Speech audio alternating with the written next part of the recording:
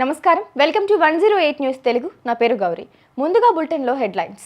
మహాకుంభమేళాలో 1296 రూపాయలకే జాలీ helicopter ride. 3 ఎకరాల్లో 15 అంతస్తులు. హైదరాబాద్లో ప్రభుత్వ స్టార్ హోటల్.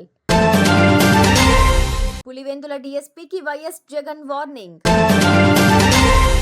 నేడు జమ్మూ కాశ్మీర్లో ప్రధాని మోదీ పర్యటన.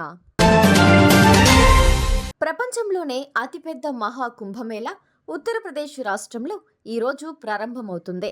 ఫిబ్రవరి 26వ తేదీ వరకు జరిగే ఈ ఉత్సవాలకు భారతదేశం నలుమూలల నుంచి భక్తులు హాజరు కానున్నారు. కోట్లాది మంది భక్తులు ఈ వేడుకలకు విచ్చేయనున్నారని ప్రభుత్వం అంచనా వేసింది. ఈ సందర్భంగా కుంభమేళాను సందర్శించే పర్యాటకులకు 1296 రూపాయల ఖర్చుతో ప్రత్యేక హెలికాప్టర్ రైడ్ అందించనుంది. హైదరాబాద్లోని హైటెక్ సిటీ గచ్చిబౌలి ప్రాంతంలో స్టార్ హోటల్ నిర్మించేందుకు తెలంగాణ ప్రభుత్వం నిర్ణయించింది.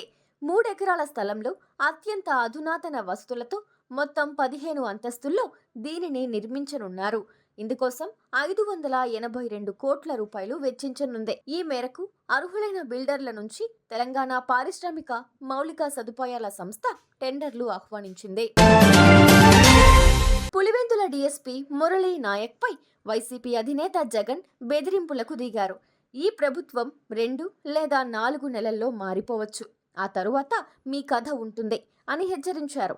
వైఎస్ అభిషేక్ రెడ్డి అంత్యక్రియల అనంతరం తిరుగు ప్రయాణంలో హెలిప్యాడ్ వద్దకు జగన్ డీఎస్పీని పిలిపించారు. ఆయన్ను ఉద్దేశించి జాగ్రత్తగా ఉండాలని హెచ్చరించారు. డీఎస్పీ మౌనంగా విని అక్కడి నుంచి వెళ్లిపోయారు.